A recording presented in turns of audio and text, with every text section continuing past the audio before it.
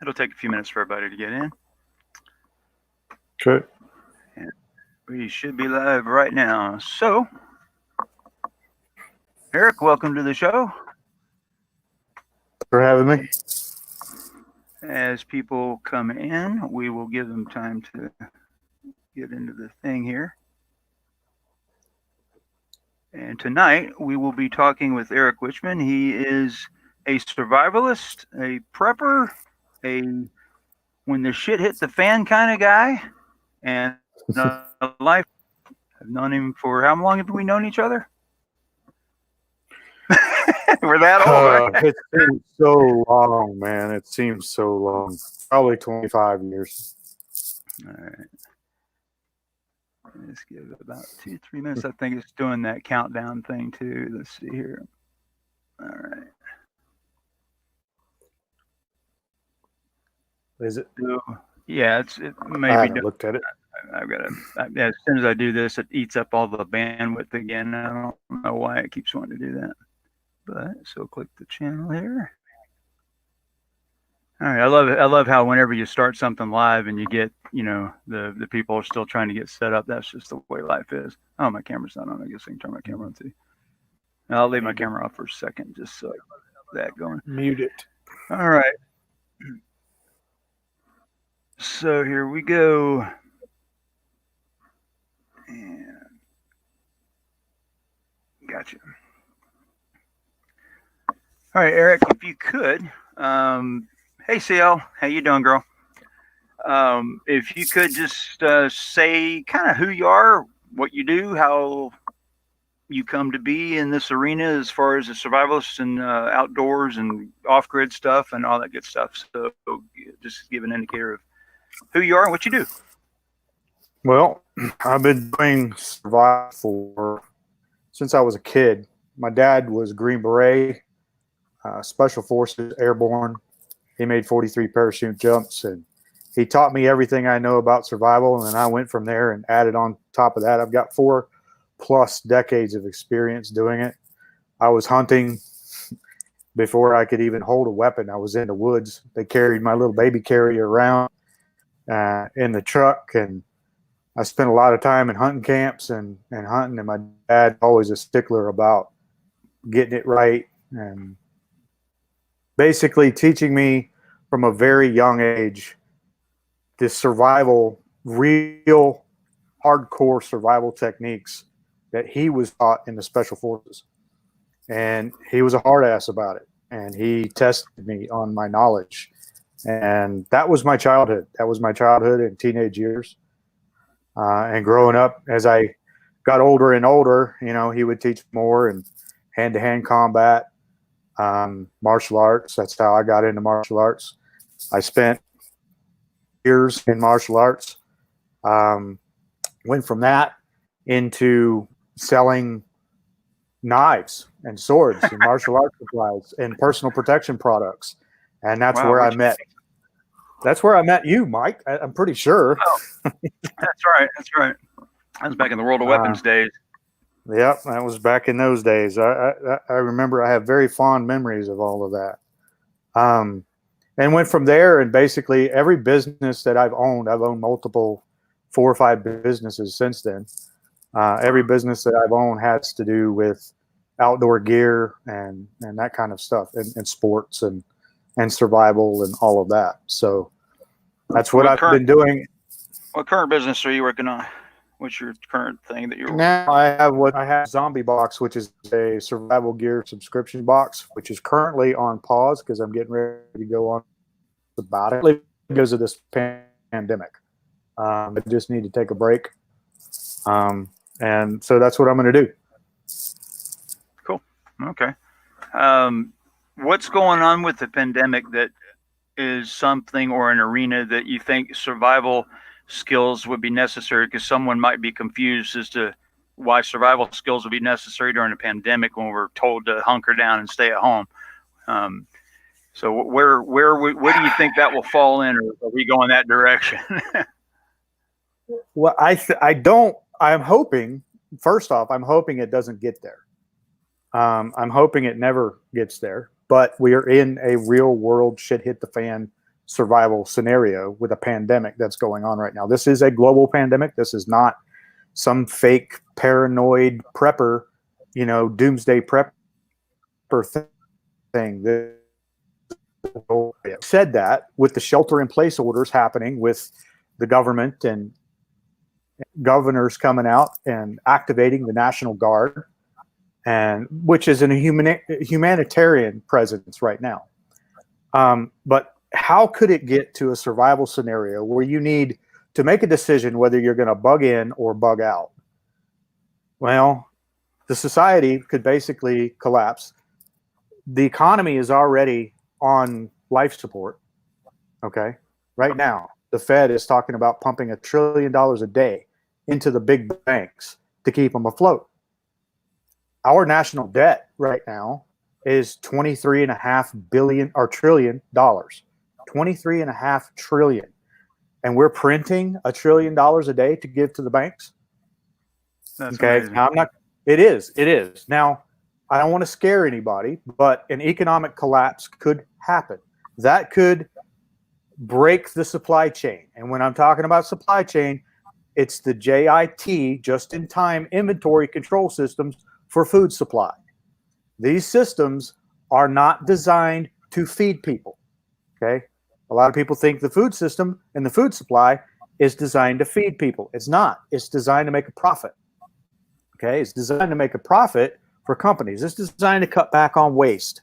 Just-in-time inventory is to allow corporations and companies so they don't have so much waste, but it still happens. My point to that, and the economy and the food supply chain, they're tied, they're interconnected, and people need to eat. They have to have shelter, food, and water. These are the three main essentials that you're going to need to survive. The other thing is security and weapons. Okay. What's the barometer that you use to measure when is that tipping point? When will we know? We'll know. When there's people running around in the streets and you hear a lot of gunshots, I mean, that's clear. But what's not clear is leading up, because we've never been in this scenario. This scenario has never happened. A war zone would be anybody who has combat experience would be able to answer that question better than I can, because I've never been in the military and I've never had combat experience. However, having said that, I've been in emergency scenarios where I need, you needed to survive. You need to get out and get away from society. Maybe there's a blackout. Maybe there's riots in the street, food riots. Maybe there's a flood. Maybe there's a hurricane. I've been through hurricanes where I grew up in Florida, and hurricanes, when they come in, it basically just shuts down the state. So that kind of emergency scenario, there's looters in the street, there's rioters out there, you've got a blackout. That is, if the power goes out, that's what you have to watch out for. When the power goes out and you see people in the streets, that's when you need to make a decision.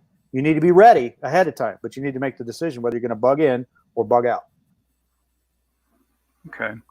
Well, something on this level, as far as I know, the closest thing that we have in memory would be the H1N1 and Hong Kong, the Hong Kong virus, the the Spanish flu, all of these things that were mixed together. The one that came from Mexico that they put a different name on it, and then the bird flu. So those are the things as far as a pandemic that we can relate to. But I don't think anyone that's listening tonight may have been around in 1918 when that happened. And if you haven't read up on that, folks, you might want to take a look at that to get. We're not trying to scare you here by any means, but just to show you how fast these things can get out of hand and go the wrong direction. That's what's important, is to have that knowledge. And the thing is keep in mind, it's not a situation where you're probably going to have to stay hunkered down or something like this. What Eric's going to bring to the table tonight is something you're not hearing on mainstream media, which is effectively, what do you do if you have to go out, if you have to leave, if you have to do something to survive, if you have to do whatever you got to do for your family, protect your house, all these different things that come into mind when the shit hits the fan. And that's kind of the direction we're going to go in a little bit more towards, than rather than rehash all the stuff everybody's been hearing on TV for the last 2-3 weeks. Yeah. So, Right. you know, with that in mind, that's your segue there. Where's that mindset come into play? Where does someone, you know, what's the first things they think about? I mean, we like bug out bag and all these different terms and stuff. Where are we going with that? Well, the idea is to prepare ahead of time and have all this stuff now. If you've waited this long, then, I mean, I'm not trying to be negative or anything, but you should already have all your equipment and everything ready now. The mentality, it's not so much about mentality as it is being prepared well ahead of time. If you're not prepared, then you're going to have to get to the store, protect yourself, follow the CDC and World Health Organization guidelines to protect yourself. Don't bring your whole family to the store. Get the things that you need. I made a list. This is actually my survival kit. And I made a list of some of the other things that I'm going to purchase and put in there because here in another, within this week, I'm going to be heading up into the mountains. So I'm just going to get away from this, take a break. But as far as putting your bug out bag together and at what point do you do that? What point do you decide you're going to bug out? Like I said, yeah, that's the key question there. But that is a personal kind of, you know, that is so the specificity that comes into that is the scenario that's going on around you. If the power is out and there's people in the streets, it's probably good to bug in. You don't want to put your family in danger to get out into that and put your family in front of in an area, especially if people are running around and going crazy. You need to bug in. If everything is okay and you have a place to bug out to, a bug location, which you should have. You should have a plan for where that bug out location is going to be, and plan it now if you can. If you haven't already, if you have a place in mind, then it's kind of hard to say. I know what I would do in a circumstance when I would go. I'm going this week. I'm taking off, but that's my personal. I'm just going to go. Somebody who has a family of 4 or 5. They've got kids, they've got a wife, husband, they've got cars, they've got jobs, they've got responsibilities, they've got mortgage payments. Most likely shelter in place, stay in one spot. Okay. Having said that, to do that, the best thing to do if you have to shelter in place is to have your shelter, your food, your water, have dry goods, non-perishables. All of that stuff is on the CDC website. It's on Red Cross website. It's on World Health Organization website. You can look at the lists of stuff. I don't know. There's a website that about, and that's ready.gov. It's got a lot of good information on there, a lot of lists that you can use to populate your bug out bag and your stay at home survival supplies. But as far as bugging out, that's a personal decision that people are going to have to make themselves if it's safe enough for their family to do that. Hang on, let me get some questions there. I got some coming in. CL, did you want to call in, or do you want to just ask on there and I'll ask the questions? Just let me know either way. I'm going to put some update on the other screen here as soon as that page loads. This is a live update page that you're going to see here. I'm going to throw it on the screen behind me if I can get that to work. Have to look in there. We go. And of course, now I can't see the numbers because they're behind me. Oh, behold, that's me. Typical me. All right, so let me get back to this screen here. Oh, there we go. And I can see it on the screen. Yeah, CL, go ahead and ask your questions if you want, or I can send you a link and we can actually get you on because I know who you are. I don't have to worry about somebody like Thumper. Okay, so currently, according to the numbers I'm looking at here, we have 338,724 cases, and that number is extremely low. It's estimated on the low end at nearly 600 to 750,000. And the reason for that is because of the number of tests that hasn't been done yet. That's going on a mixture of figures that I get from different sources, some direct from the government. Oh God, it is Thumper. I knew he'd be here eventually. Okay, so out of that, your number of deaths is 14,687. So if you do the math, you'll see we're on the lower end of the scale here. So if you figure 1.5 per 100,000, you're at about 5%. The rate is about 5% as far as deaths are concerned. But keep in mind too, the number's a little bit skewed because of the way the numbers are given to us. This is not like it's a dynamic fluid thing, so you're not really going to get accurate numbers because the number of cases isn't actually where it should be. So if the cases were at 750,000, obviously that number percentage-wise would seem to be a bit low, or would be lower. But when you look at flu and other things like that, it's around 10 times mortality rate's a lot higher. Let's see here. Why do you think the National Guard is here, and what is your take on that? What do you think about that, Eric? That's a question from I won't say the name. Right. That's a good question. The governor would probably have more information about that than I would. Why do I think it's there? Just to help people. I think that's what it's for, humanitarian aid, and to allow people to have some sort of sense of security.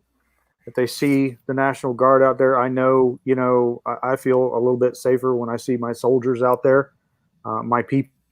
That makes me feel a little bit safer. But having said that, I'm a prepper. I'm a survivalist. I look at soldiers probably a little different than most people do. At first, they're there to help.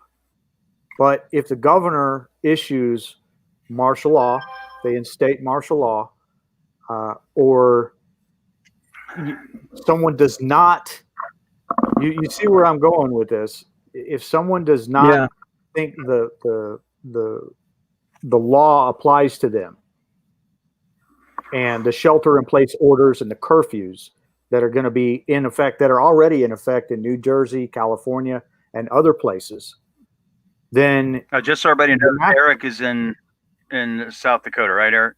Right, I'm in the Midwest. I think some people might think you're down here with me.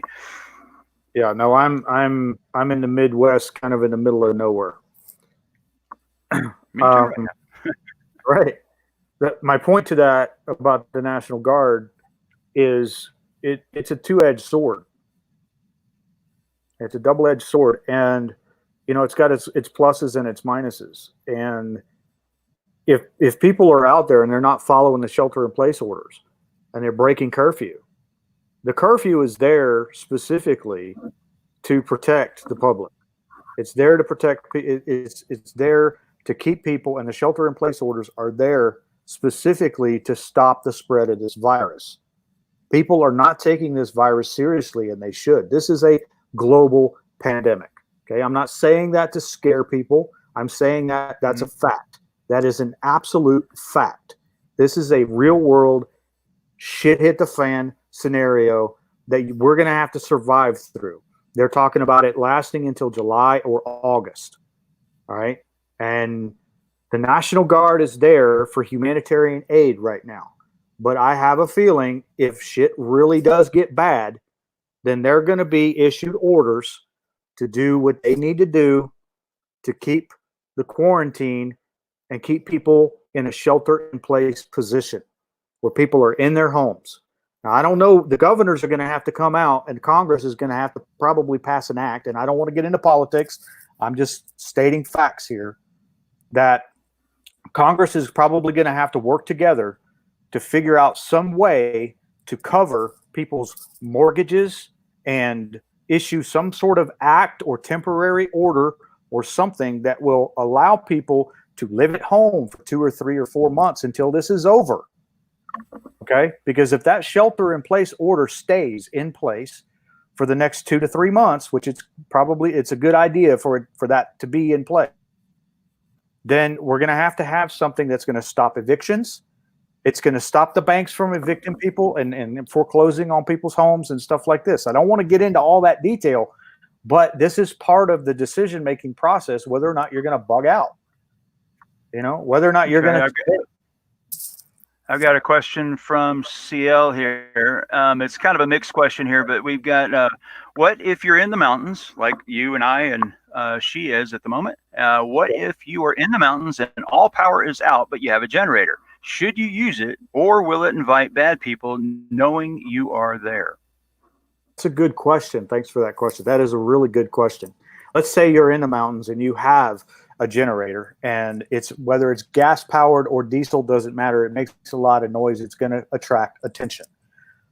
The best thing to do with that is, if you have a garage or a small shed or something, put it in there so it doesn't make as much noise. Okay. If you're in a situation where you're afraid of people hearing or seeing you, attracting attention, then keep the lights off at night. That's one simple way to do it. Don't use lights at night. If you do, you can block out your windows. There are ways to do that. Put tinfoil or aluminum foil in your windows. You can do that. But you might look like a paranoid prepper if you do that. The other thing, and to add to that, let me add to that for you as well, on the survivalist side, and then on the security side. The reason why you want to black out your windows at night, obviously, is not necessarily so people can automatically see you're there, but it's also the reverse fish tank syndrome. Whenever your lights are on, people can see in, but it's very difficult for you to see out. Yep, that's true. Because the lights are reflecting basically in the windows. So the best thing to do is to keep your lights low at a bare minimum. If you have an interior part of your home that is not windowed, i.e. a large walk-in closet or something like that, keep some items in there. That will become your safe room. That room will be perfect for you. You can do whatever you want to do in that room, and no one will know you're basically there. And it's also probably the safest room in your house anyway. Sorry, Eric, go ahead. No, that's fine.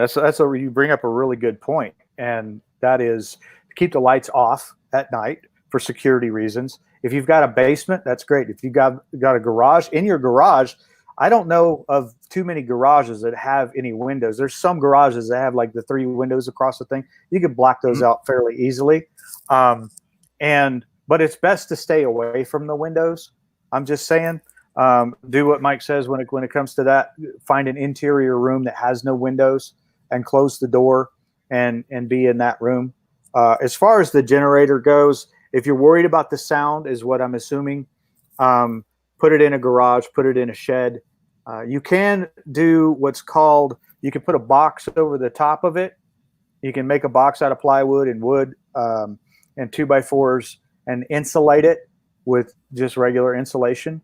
And don't build, what's that?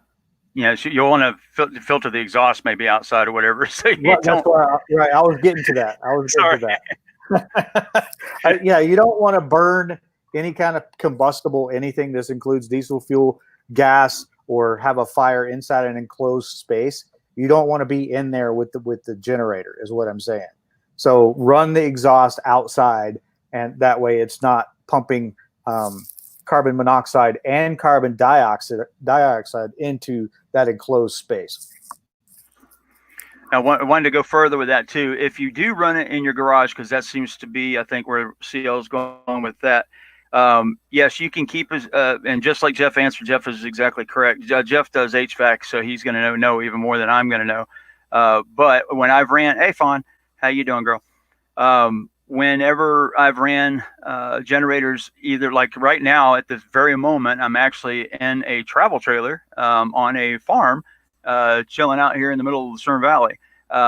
There is a generator here that is outside, but it's also another generator on board that's inside of a cabinet area. It's actually below the seat that I'm sitting on, and that vents to the outside. But you can operate it from the inside. So just as long as you're venting the exhaust to the outside, it's fine. But also at the same time, you're going to be venting the sound. Sorry, I just I hate hair. You're going to be venting the sound as well. So if you want to muffle the sound, you can do several things to muffle the sound, but you don't want to muffle the sound where it actually pushes these exhausts back into the garage. So be real careful about that. There's tons of videos on YouTube that'll show you how to do that. It's very similar to putting a compressor in your garage when you want to run it and you don't want, all the noise necessarily. You want to sound deaden it or run the exhaust from it outside as well. That's really good points, Mike. And while you're talking, I remembered something about my prepping and getting ready with the generator. A generator is not part of my long-term survival. There's short-term survival and there's long-term survival. Long-term survival, you're not going to have fuel. I'm just going to tell you that right now. Fuel is going to run out. Yep, that's very true. If plane breaks, then going to be your fossil fuel generator is going to be worthless unless you have a diesel. If you have a diesel, there are certain chemicals you can add to vegetable oil. And vegetable oil is fairly easy to make if you know what you're doing. You can use soybean oil. You can grow soybeans. This is long-term survival. We're talking 6 months to a year or more, a year to 2 years. We're talking very long-term. I'm not talking, when I say long-term, I mean 6 months to a year. I don't mean 2 to 3 months or the next 90 days or so. That's short-term survival. Long-term survival, if you're thinking about, we'll say off-grid living, okay? Because this is what we're talking about. Off-grid living is about being 100% self-reliant and self-sufficient. Long-term, if you want, let's say you have a place in where, okay, and you are 100 miles from anything, 100 miles away from civilization, you're going to need everything. You're going to need to produce power. How do you produce power that far out? You're not going to run back and forth and get gas and diesel fuel. You're going to want solar power. You're going to want a battery backup. You're going to want a wind turbine. These are also renewable energy. It is, and you think of your batteries as a power, as an energy gas tank. That's what that is. That's all a battery is. Mm-hmm. It's a fuel tank for electricity. Okay. And people say, well, how can you, if I put solar panels on my house, here's a question that I get all the time. And people say, well, how can I run my home on solar? Because at night I'm not going to have power. Well, you will if you have a battery backup. That's what the batteries are for. So Absolutely. You fill your tanks during the day and when the wind is blowing. Usually at night there's a breeze blowing for a little while. And keep in mind, a lot of these things we're talking about are also the same things, like we said earlier, that would, some people came in though, but that would relate to an earthquake or a hurricane or what have you. So it's a logical thing there. Keep your gas tanks full. Keep in mind that's going to be another alternative source for electricity if you need to do things. Always keep every battery that's in your house right now. If you have rechargeable batteries, recharge them. Keep them recharged all the time. I actually got 75 batteries over here already charged, ready to go. They go on my flashlights. They go on my vape, which is extremely important. But if worse comes to worse, I can wire it in to actually power my speaking of which, where's my vape? Can power my phones or whatever I need to do. So all of those things are extremely important. So think survival mode. Now, keep in mind, this is not your mainstream media channel tonight. We're going to go into some areas that most people aren't really going into because we're not predicting or we're not fear mongering. We're not saying this is going to happen. But if things go out of control, which they could, because we've never been in this situation before. I don't know, Eric, the closest thing I remember is 13 days in Tallahassee, Florida, back when the hurricane came through. That's it. But nothing along the lines of what we're going through right now. So it's always better to be prepared. Let's see here. For those out there who need additional weapons that are not firearms, I would mention a couple of crossbows and two 300 bolts. Good idea, actually. Mm-hmm. Yeah, absolutely. Yeah. Also, Eric, you might want to talk about the edged area, which I know nothing about. So yeah, we'll get into that. We'll get into the knives, okay. But the generator and the power part and the water part is very important. Those are more important than the edged things. We're little metal things with sharp edges. If you think of your basics, always go back to your basics, because humans need shelter, food, and water. Those are the three main things that you're going to need. In a civilized world, we need communications, which is internet, and we need electricity to run it all. So when you're thinking about that kind of thing, when you add in the communications and the electricity, things start to get a little bit complicated, because then you got to think, well, how am I going to provide electricity to everything to run all my devices? Well, mostly we're talking about just your cell phone. Most people, that's all they're going to be using. Some people have a laptop. Other people have a PC or a desktop, and you run your appliances, your refrigerator, your freezer, which is really the only appliances you really need. You don't need your air conditioner. You don't need your central heat and air. You don't need that. Okay, unless you're not going to have that if you're off grid anyway. But pretty much, if people have medical needs, those are the ones that right. You got to realize you got to conserve as much as you can. If you go get gas, bring every gas can with you when you go get gas the next time, and just have it, in your garage or wherever you store. Just different things like that. Just think ahead. That way, when the time comes, you're not the one running around trying to figure things out. You've already got things prepared, what have you. If your electricity goes off, odds are your water will not go off. Okay, so don't worry about that right away. But just in case, because you never know which one's going to go, have that prepared too. So have backup water supply, whatever it is. So all of these things like that. Now, again, one thing I do want to say is over the last couple of days, there's been a lot of misinformation going out there. There's been a lot of fake stories. I've debunked a whole bunch of stuff here, and it's gotten ridiculous. So any of these tank views that you're seeing in downtown San Diego, that video is from 6 months ago. All of these different things you're seeing. And here in California, the National Guard was mobilized to help with the food banks, but who knows what Uncle Sam might have in store for us. But I don't go that route, as everybody knows. I don't go that way, and I make phone calls just to make double sure. So if that video that's been going around, and also the thing saying that the National Guard has been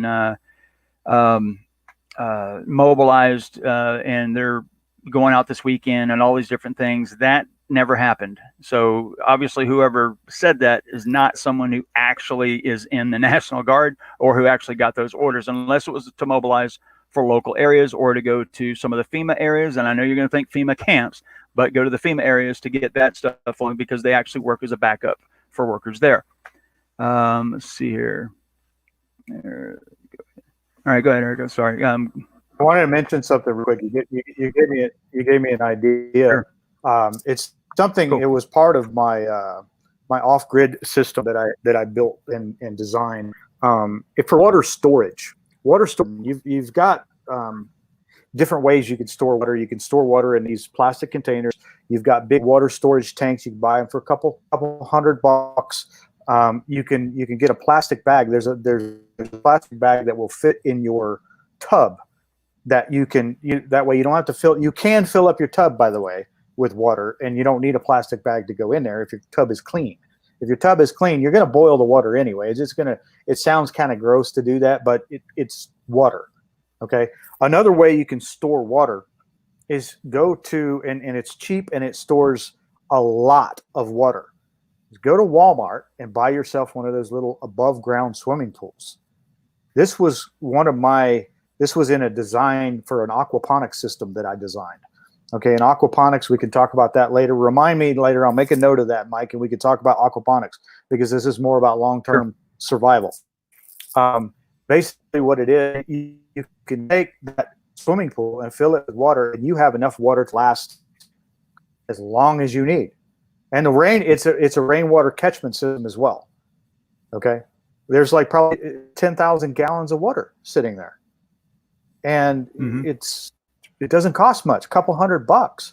A 4 foot deep and 20 feet across.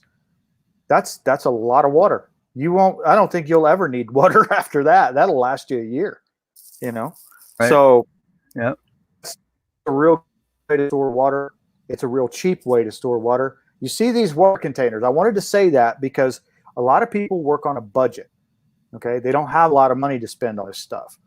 And they work on a budget, and right now, especially if they can't go back and forth to work, their income is affected.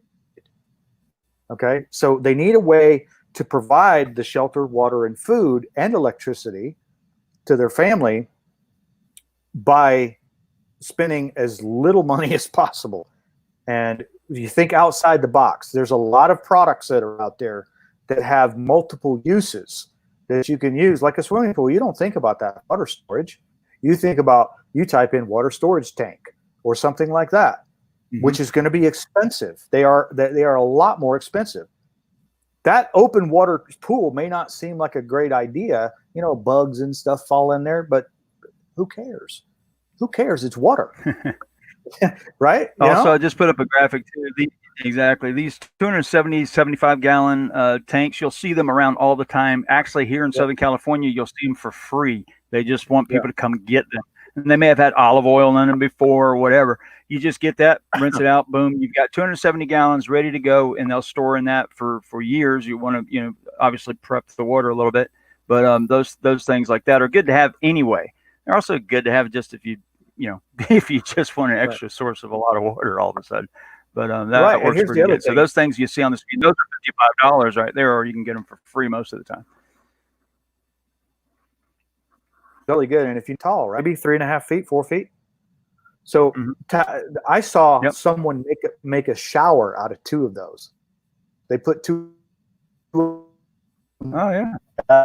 Cut them and they stacked it up, and they put a little water hose or tank or whatever on the top, and then they made an outdoor shower out of it. Yeah, because you can see they're stacked 3 high right there. So you take the bottom 2 and basically shell them out, and then make a little door, and you just go in there and do it. That makes sense. Yeah, it's really cool. That's incredible. A long term. So is there anything else you want to know? Yeah, on if you guys got questions, just remember to put the questions in there. And any questions, all questions are on the table. It doesn't matter what it's about. If it's coronavirus related, if you've got a quick Vegas question or something, that's fine. If you've even got a UFO question, that's fine. But for the survival person, the person that doesn't own a gun, the person that's not used to having to protect, blah, blah, blah. I mean, those where, Thumper brought up, having a crossbow or what have you, that could be, for several uses, obviously. And it's legal. You don't have to wait 3 days or 5 days or whatever it is in your state. But, what's the number? If you're going to go get one thing, if you have one tool you've got to have in your repertoire. Yeah, of course I know where we're going with this. Where are we going with this, Eric? What would you get? Knife. What would be the number one thought in your mind? That would be the number one thing. Get a knife. With a knife, you can do anything. You can make a crossbow with the knife. You can make a bow with a knife. A knife is your number one survival tool. With a knife, you can get anything else that you need. Okay, I mean that sounds crazy, but with a knife, you can get any other survival item that you need. And I'll leave it to your imagination to figure out what I'm talking about. But you can get. The knife was the first tool. Right. It is. That's just something everyone should have anyway. But everyone's always looking for a knife. I'm always looking for a screwdriver, and I always use my knife. And then when I have my knife, I'm always looking for a screwdriver. So either way, and I'll get Eric. Guess what knife? There you go. I can't even see it. Oh yeah, it's Leatherman. Tools. It's Leatherman. Leatherman. Guess what knife I have of all the knives I would have, but this is for Eric. What knife do you think I have right now? It's number one selling knife of all time. Number one selling knife, buck. Yep, buck. You got a buck. I'm carrying a buck. That's like the number. That's the number one selling knife. I know, and I have one. I've never. But that was the knife I pulled out in the Florida State Senate when I was trying to show the butterfly knives versus switchblades versus KGB ballistic knife versus the buck knife, and I pulled the buck knife faster than any of them. That was funny. But that's the knife I got at the moment. So oh well. Okay, so see, I brought up a thing about money, and a couple of people went behind your jaw.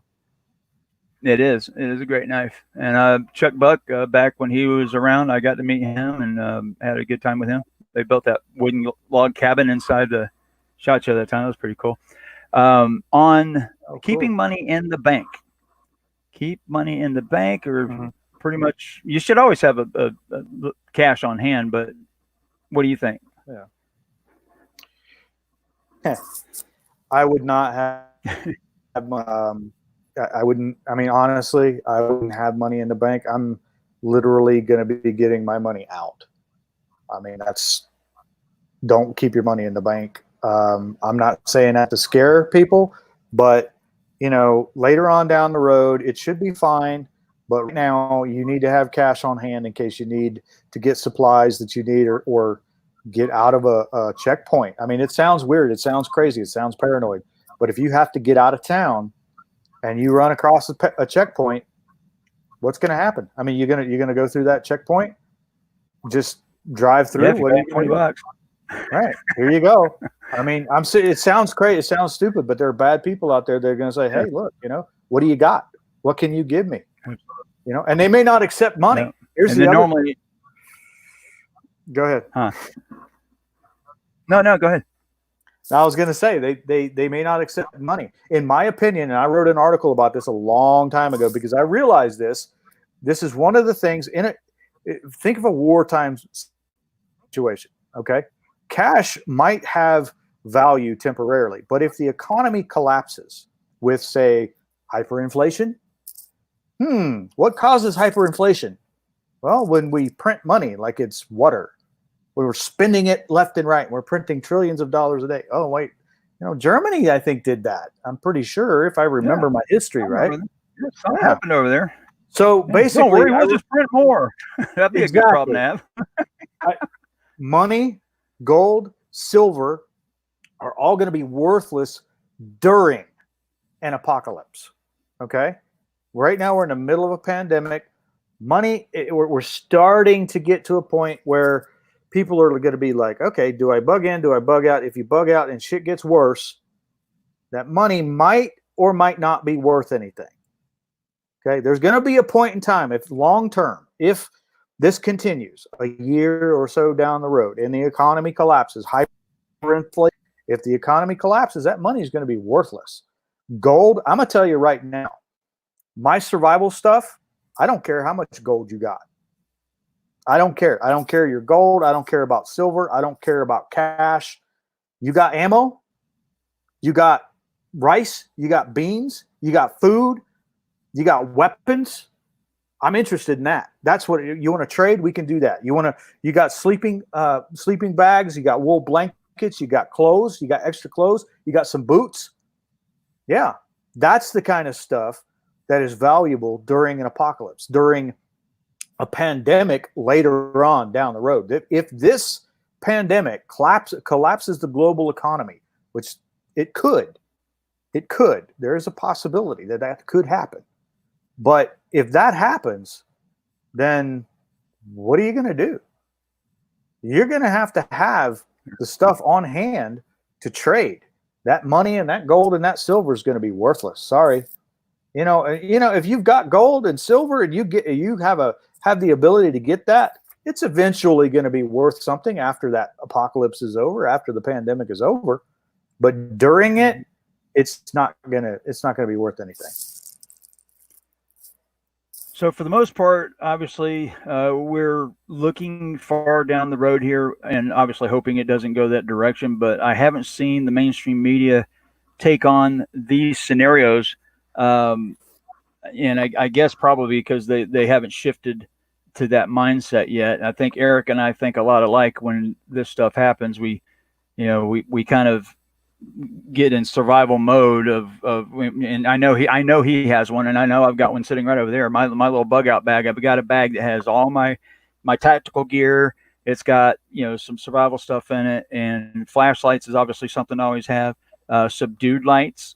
Keep in mind, you don't want your flashlights to be like, if you got some super tactical bright flashlight, don't forget to bring a low powered one so you don't eat batteries. And because at night, if you're trying to read a book or whatever you're trying to do, you don't necessarily need the brightest light in the world. And all of my lights seem to be the brightest lights in the world. They're ridiculous. Right. And don't forget your phone has a light on it too. Yep. And if your phone, and don't forget, if you have battery backups for your phone, how many of you have battery backups for your phone, those little extra battery packs that are sitting in your house right now that you have not charged in months? They're probably just sitting there, and they're probably blinking 2 lights instead of the 4 or 5 they're supposed to have. So keep that kind of stuff at the ready, because you never know when these situations happen. It's not the end of the world. We're not claiming doomsday or apocalypse, but we're basically saying sometimes, and you need these things anyway, you should always have a certain series of items in your house that's always prepped, good to go. I always keep mine where I always go. In fact, this literally right here over the stove area. Um, Keep your things that you need to remind yourself of, the things you need to remind yourself to charge, your phone. You keep a like one of those little mini key light things on your keychain. All of these different things keep in handy, and keep flashlights. You should have 10 flashlights in your home. I don't know of any home that should not have 10 flashlights. That's the magic number for me. But you won't know how important they are until you need to know how important they are when the shit hits the fan. So, you want to be careful of that. If you're okay with weapons, Eric, what would you?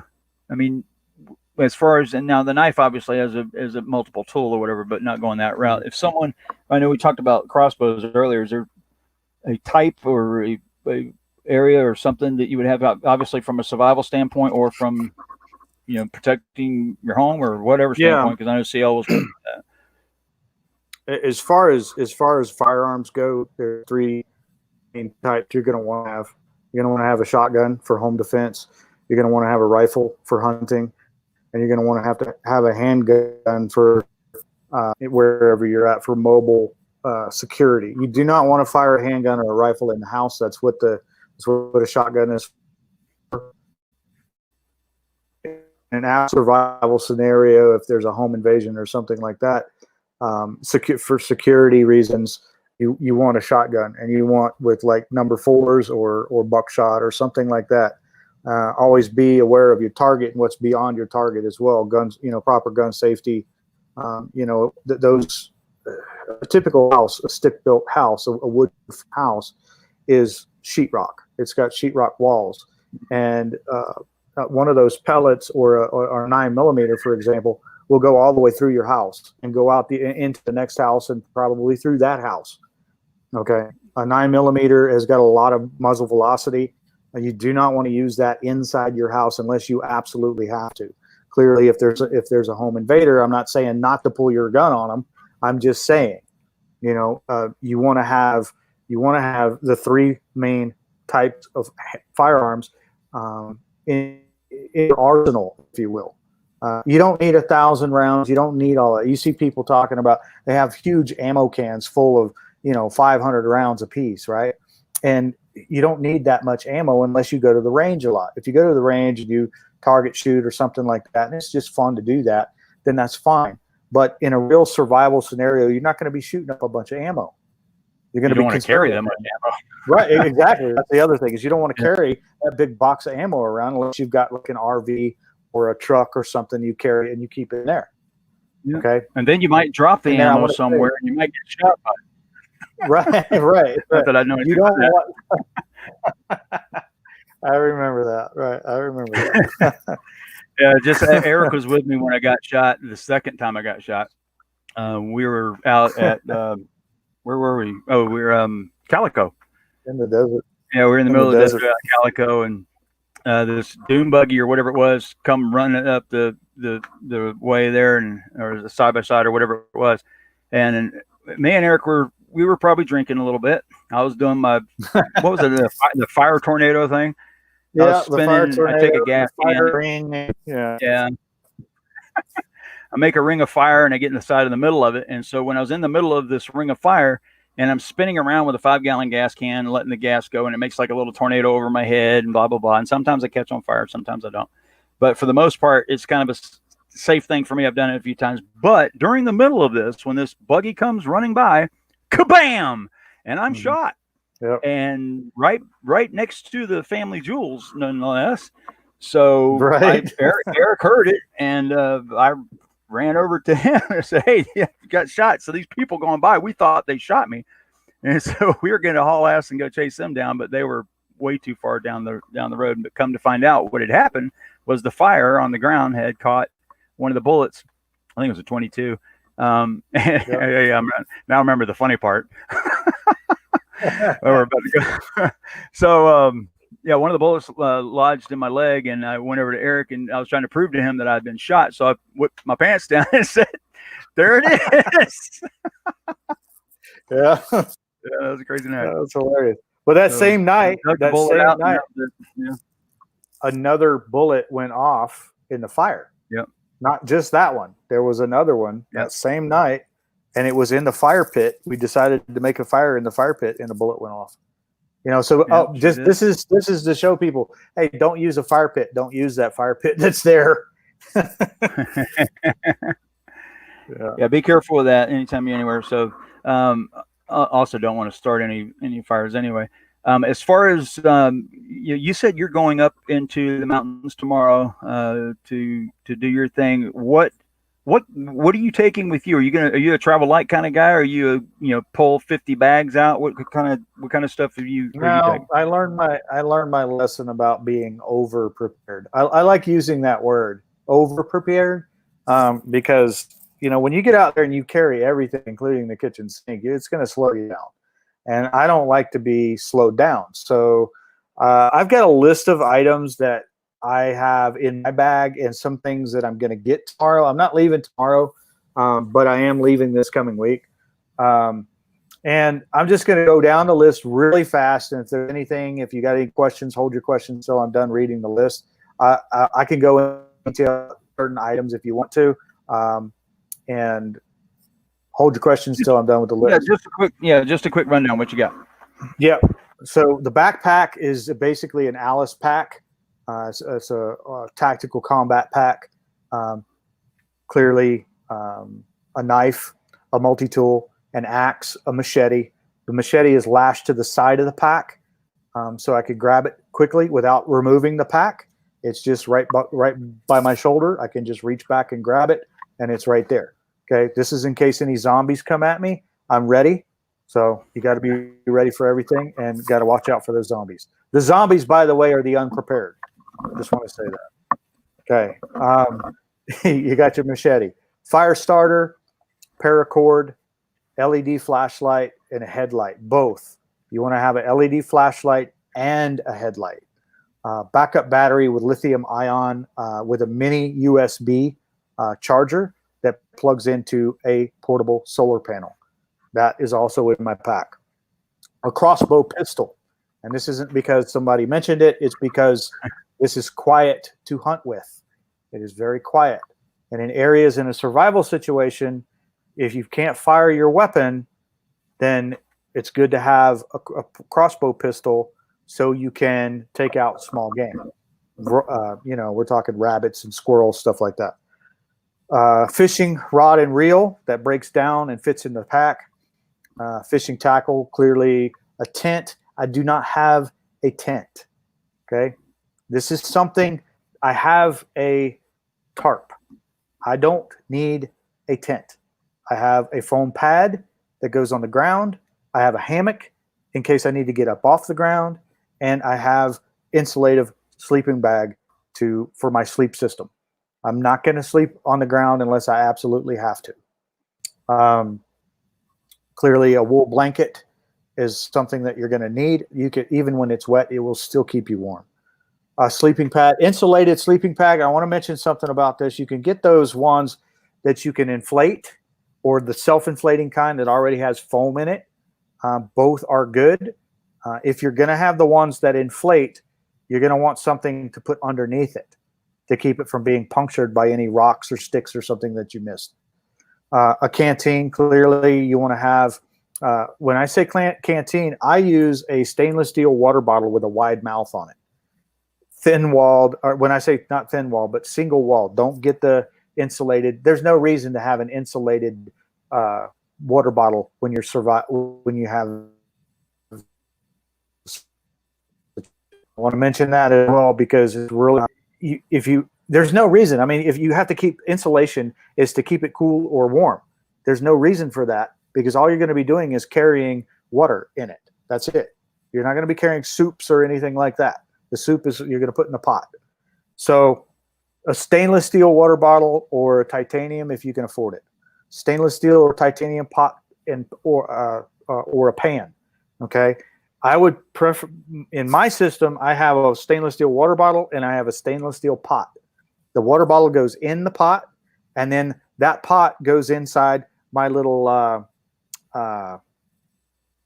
cooker. I've got a little camp stove, and it fits inside that. It's a little wood stove, and you can put sticks and stuff in there, and you put your pot in there, and it's ready to go, and you can cook all your food. You want to have, as far as clothing, I've got my boots, rain gear, poncho, an extra nylon tarp, my jacket, clearly a thermal base layer. I've got Under Armour thermal base layer that will keep me warm, and gloves. I've got both leather and cold weather gloves. The leather gloves are for when I'm working with my knife or, shaving sticks or something like that to make fire tinder to start up my fire. The leather gloves are to protect my hands so I don't get any cuts. I mean, because you get a wound when you're out there, it could get infected and be bad. Which brings me to the next part is the first aid kit, and later on I'll go into the other stuff. But the first aid kit I want to mention this really, it's really important. Don't buy the cheap ones that you can get at Walgreens or Walmart or something like that. Buy a good military style first aid kit with, clearly you're going to have the regular stuff in there, but you want to have something with the sutures, a tourniquet, gauze, wound, a reel, none of that cheap stuff. You want to have at least one pair of nitrile gloves. You want to have EMT shears in case you have a wound in your leg and you need to cut your pants off, because you're not going to want to take your pants off because your leg's going to be wounded. You want to have a trauma pad. Okay, this is in case you get, you could fall down, you could get a puncture wound or something like that. You want to have a trauma pad to put on that wound. You want to have hemostats, forceps, tweezers, a scalpel, small syringe with spare needles. Okay, and put them in a package so when you reach down in there, you're not going to get stuck. Now, all of this sounds like it's going to take up a whole lot of room, but I can tell you it actually doesn't. It doesn't take up a lot of room.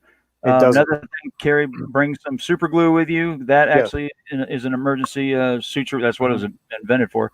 But yeah, it doesn't take as much room as you think. There's plenty of sites that have some of this stuff listed, but I would play this back maybe later and listen to what Eric's saying, because he's actually adding to it some things that if you go to the store and try to buy a first aid kit, it's going to be, what he's getting at is there's so much stuff that's not in a first aid kit that you actually really need. Yeah. That maybe they think you already have, like a pair of shears or something like that. Like people think to bring scissors.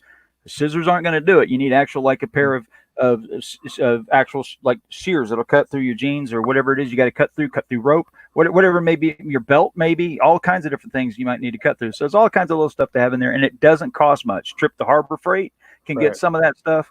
But yeah, so play this back and write down what he's saying there. Maybe I can put some in the description after the show. Okay. My pack weighs, by the way, because I know somebody's going to ask, how much does all that stuff weigh? Right. I've got probably about 10 pounds of food. Okay. In addition to my pack, that's flour, rice, beans, pasta, tea, coffee, chicken, bouillon, salt, pepper, and garlic.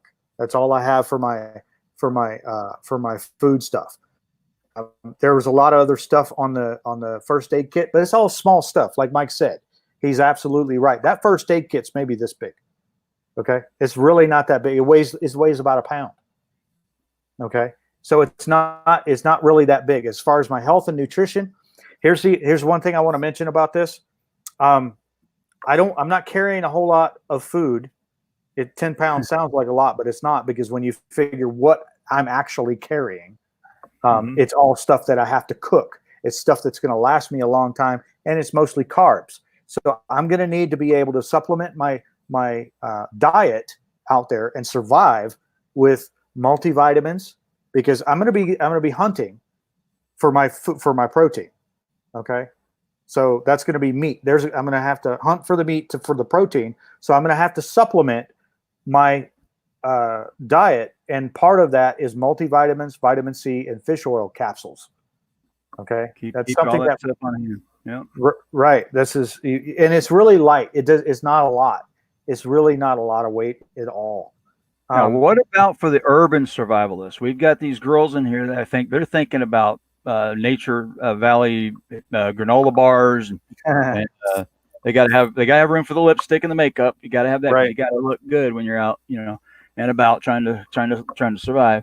But do you guys have any questions on anything specific that might be for you or your area that may be a little bit different? Because I know we're going into the survival area, and we may be losing you guys for just a second, but I want you to keep in mind there's a reason why we bring this up now, because mainstream media is not gonna bring it up, and then if it does happen, everybody's going to be prepared, and then they're going to be rushing, just like everybody's going to the websites now to go to CDC. The problem is the people with the fake news, the people with the bad news, the people with the BS ideas, those are the ones that come out. I just about to drop my sword on my foot. Those are the ones that come out first with all the disinformation, which prompts CDC and everybody else to come out with the accurate information. And that stuff should be there all the time. There should be just a prepared list that's there continuously, so you just automatically know where to go. So you would think they would already have this, but obviously they don't. So we get our information from, Donald Trump or whoever, and sometimes it's not that accurate, or we get it from the Alex Jones show. Sorry, Chris, if you're in here listening to this, but things like that. So, you got to be really careful about things you choose. And a lot of times people go, well, I don't need that. I live next door to a prepper. Do you think they're thinking about you? No. Well, maybe there's a couple girls in here they might be thinking about, but for the most part, you got to be prepared for yourself. We're not talking about major stuff. And this is something that would take maybe an hour to 2 hours to gather up and have ready. And just think of how well you're going to feel when you're done with that, and you got your book backpack that you carry around. You want to have a decent backpack, maybe a rigid backpack like an Analyst pack or something, or a tactical type pack. And that's something that's there all the time.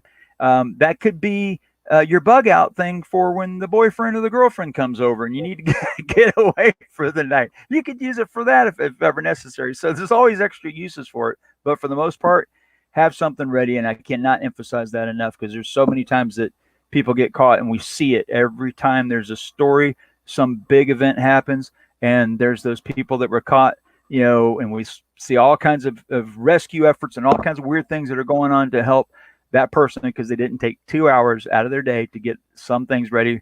And we're talking $50 to $100, somewhere in that range for just the bare basics to get it. All right. Oh, he brought up Q again. Okay, so I'll answer Thumper's question here. Thumper, do you know who Q is or who Q was? I will tell you that if you want to know. Let's see here. Q. All right. What's all the talk about Q and the indictments and arrests taking place right now? I don't think you have to take what Q says with a grain of salt, because his accuracy is not as high as it was. Q in the original beginning was Dan Scavino. While you do that, sorry to interrupt. I'm going to go grab some coffee while you do that. Yeah, kill your camera if you want. So Q was Dan Scavino in the beginning. That's the social media manager for President Trump. That got way out of hand. Obviously, it got into 6 to 12 other people, and people will argue with me whether or not that's correct, but it is correct. So the things that are going on, I kind of don't even listen to Q anymore, because it just went on its own thing. It's got some things that it's just like anything. If you throw enough crap against the wall, some of it's going to stick. And he's obviously got some insight into what's going on in the inside, because obviously he's on the inside, or he has access to it. So they're going to throw some tidbits out that are accurate. But for the most part, I wouldn't give it too much credence. If you live in that mindset, if you're in the mindset, the average person who listens to Q all the time is, in my opinion, a person who lives on that edge of fear a little bit, where there's a certain, I don't want to say conspiratorial mindset, but I'll paraphrase it by calling it a conspiratorial mindset. Basically, it's you get into an area, and there's nothing wrong with it, because there's been times when I've listened to myself and went, "Holy crap, I sound like the conspiratorial mindset people," especially when you talk about the UFO stuff here lately. But what you're listening to sometimes is, people have to get a message out for whatever that reason is. They need to get a message out, or the individual person who's putting that message out is doing so because they need attention, or whatever. They weren't hugged as a child, whatever the hell happened to them, or maybe they are actually correct and there's a real conspiracy to be had. Because keep in mind, our government is famous for actually doing some crazy stuff. And the weird thing is that the government's done enough crazy ass stuff that people could actually fixate on that than to go back and to have to, bring up, man didn't land on the moon, JFK, blah, blah, blah, stuff we've heard about for years and years and years. It's been debunked a billion times over. But those people, sometimes they just don't get it. Kind of like the hoaxers. Did you know that the earth is flat? The earth is flat. Oh, but don't get me into that, man. Sorry. I almost could reveal who was who back then. Eric's probably one of 3 people on the planet that actually knows who I was back during that time. Me and him had a really cool idea we were going to come out with, but we won't discuss it because that'll reveal the identity. Right, exactly. Eric Dubay was probably a problem. So anyway, let's catch up here. So we've got, okay, so you guys are going to leave behind the makeup. That's good. Thousands of posts about the indictment. Which indictments are you talking about, Thumper? I would invite you on the show, but I have a rule. I don't invite rabbits to my show who actually are bumbling whatevers. I'm going to be nice to you tonight. I'm using the Thumper name. I'm not using your real name. I'm being nice. So anyway, just so you know, Eric, Thumper is from the Las Vegas community, and he doesn't believe a lot of things happen, like Melissa Ramirez, the video that I had on Fox News and all the other stuff that I staged that actually somehow I hired 800 actors to run through that scene. And I came 3 weeks later, somehow mysteriously got that video, but we filmed this at some time, and Melissa Ramirez is not dead. She's a ragdoll and all these other different things. So there we go. Okay, so you're the clown that used Stephen Hawking's voice to talk shit about flat earthers, Turber. Yes, that was me. Yep, that was me. So anyway, so enough about that. Eric, take it away. What else you got? Take it away. We're going to bug out. Well, let's see. Are there any questions that anybody have about whether it's my bug out bag or what they should do if they're going to bug in? Because we've talked a lot about bugging out, but we haven't talked a whole lot about bugging in. If you got a shelter, I got a question for you. If you're sheltering in place and you need to use some sort of alternative fuel source or whatever to cook foods. Now I know how I'm doing it right now. Because I went through a whole learning curve of different fuels to do what I'm doing here, which you already know about. But what are ways because people have a lot of food in their refrigerator, and they know when the power goes out or whatever happens, they got to cook all that stuff like right away. So I know people grill to do it. Yeah, the grill is probably one of the number one ways to do it is just to cook over an open fire. You just need firewood. That's all you need. And if you don't have firewood, then propane would be my next choice. After propane, I would do an alcohol stove. After that, I would probably just eat it raw.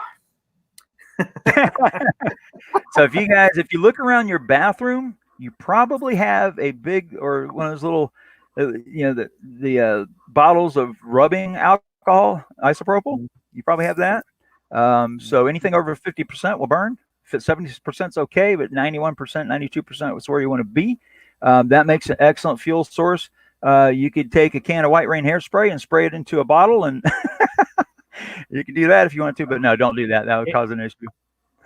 Any kind of flammable liquid like that will pretty much work in a little alcohol stove. If you've got an alcohol stove, you can even make one out of a beer can.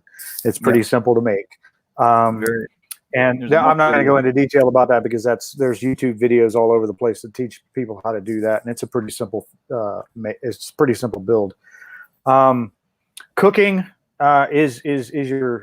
is a big thing. Clearly, you're going to need to be able to cook meals for your family. I would use wood. That's all I would use. I mean, because it's readily available. You don't have to go very far to get it.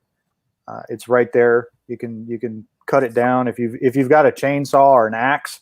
An axe should be in your survival kit. And when I say axe, I don't mean like a big long 48-inch handle on the thing. I mean, you can get a camp axe that's got an 18 to 24-inch handle, and this is a bug out axe. It's something you would put in your bug out pack. It's on the other side of my pack. Next, I've got on one side, right on one. You've got your samurai sword. I see that sword. I've got my Ronin, buddy. I'm ready. I'm coming after you, bro. I got my Ronin. I got that thing. Nice a sword would be great, during the zombie apocalypse. If I had to choose one weapon, okay, and it wasn't a knife, it would be a short sword. That's what I would not go with a long samurai sword, because I need to be able to chop wood and stuff like that, and I don't want to break this. I don't want to break the sword. Yeah, this is my number one, and the reason why I choose a straight back. You can do something with a slight curve, but you want the blade to be straight. And the reason for that on like a machete style blade or something like that is because resharpening is going to be a whole lot easier than doing it on a curved if you're a novice. Now, if you've got any type of skill at all as far as sharpening things, then a nice little bit of a drop point on the blade. This is what we're talking about here. This is a straight blade. This is like the Tanto style blades that you see. This is called, you have, the longer version would be a katana, then you have a wakizashi, and then you have the Tanto, which is the short knife version. So this would be considered a wakizashi, which is in the middle. And tell people why the Tanto tip exists.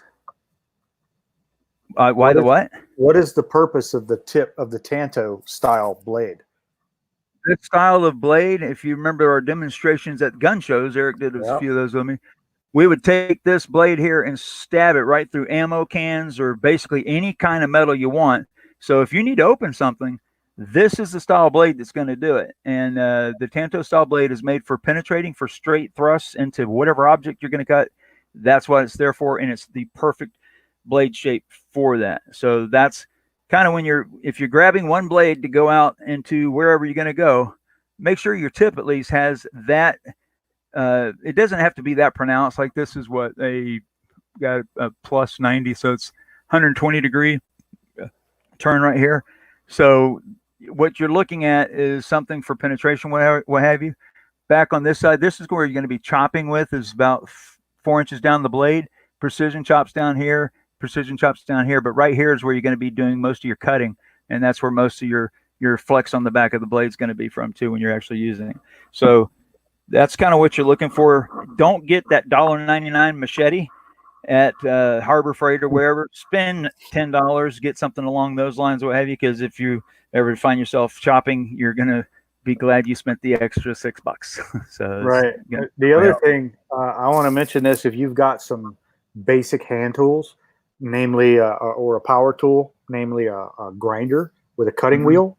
If you've got a little 4-inch grinder with a cutting wheel, take that angle grinder and you can cut a piece of a leaf spring, and you can, with that angle grinder, you can make a knife, you can make a machete.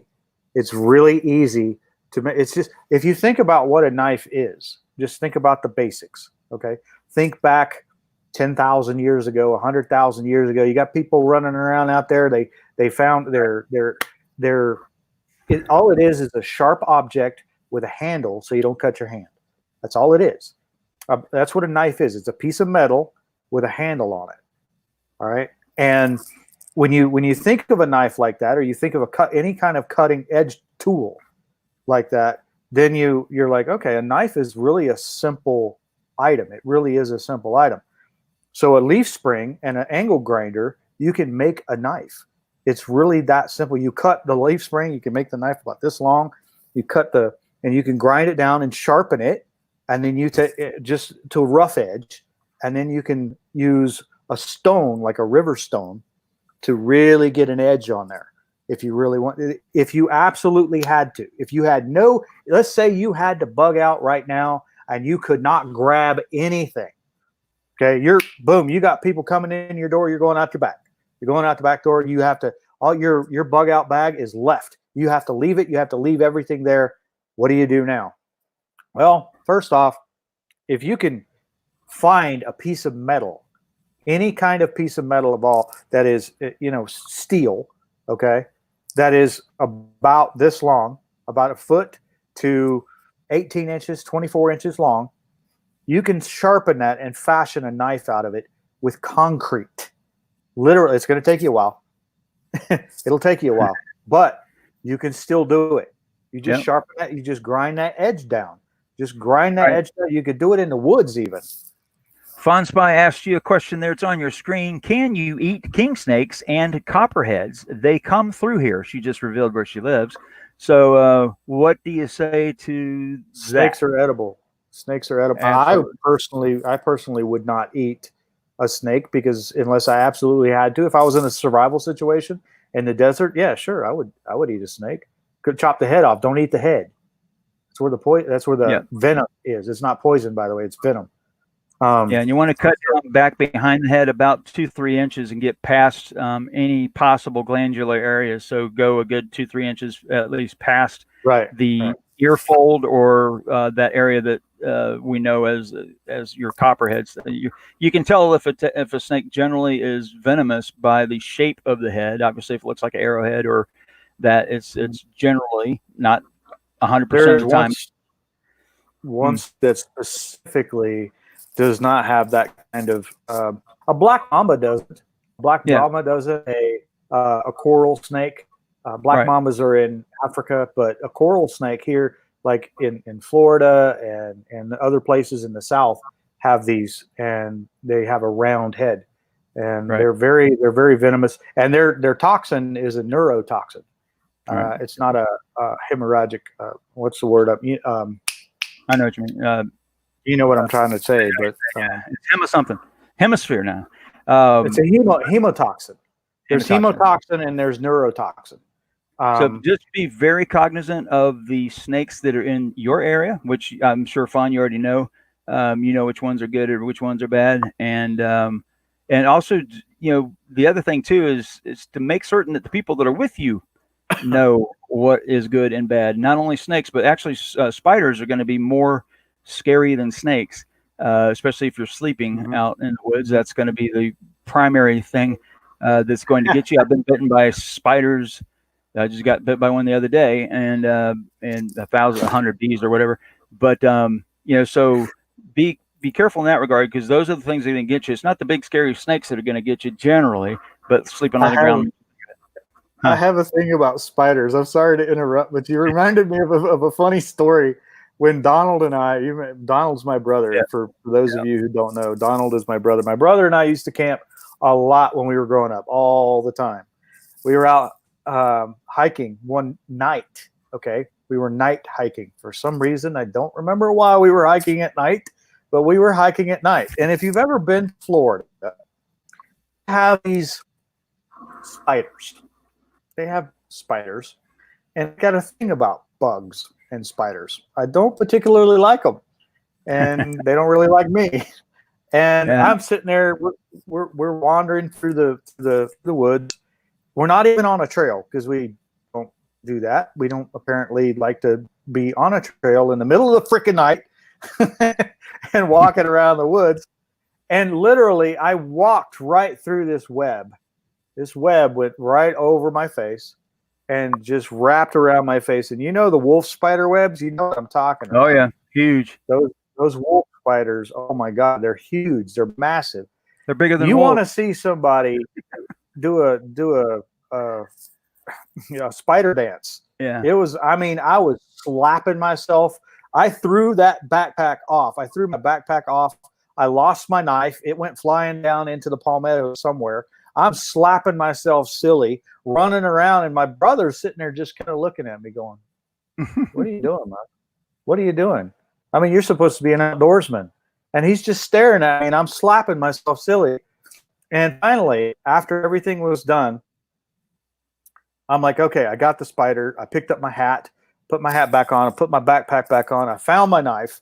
I grabbed my knife, stuck it back in the sheath. And we're starting to walk along again. And he says, everything's good now, right? You're good. I'm like, yeah, I'm fine. And then I see something at the brim of my cap come down, like right in front of me. And it's hanging there. And it's that freaking spider is hanging from the brim of my hat right in front of me. Man, I was just like, it's huge. The spider was as big as my hand. It tried to eat me. I was scared. I don't like spiders, man. I hate them. I hate spiders. Spiders can be scary. I think I have I don't know if this will actually play or not. I don't know if the audio will come, but I will try to get this to play. There's just some spiders, guys, just so you can identify them. I'm gonna pause it and let the buffer build up, but we'll let that run in the background. No wolf spider. Wolf spiders hunt. Wolf spiders are huge, and they're also the most misidentified spider that I know of in the world. People call them tarantulas. They call them brown recluses, and Okay, I might be wrong about that. So I'm going to pause that, let that buffer build for just a second, and get this other banner out of the way so you can see it if you're on a smaller screen like I am at the moment. I'm hitting it right there. That's why. There we go. All right, so I'm going to let that buffer build for a second. But you know, there's other creatures in the dark. When you went, yeah, obviously mosquitoes is most people are going to get sick or hurt from mosquitoes and bees and things like that than they will spiders and snakes. But spiders will be your next. But snakes are going to be the last thing to worry about. Let's see here. Let me get this thing on the screen here. There we go. Get that off that. But here's how you identify certain spiders in case you hadn't seen this. Oh, I'm keeping the wrong screen. There we go.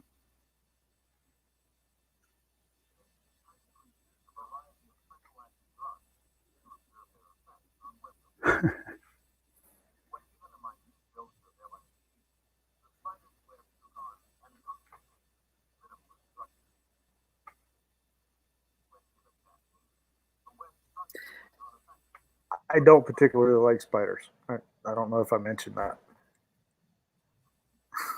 I can't remember if I did or not.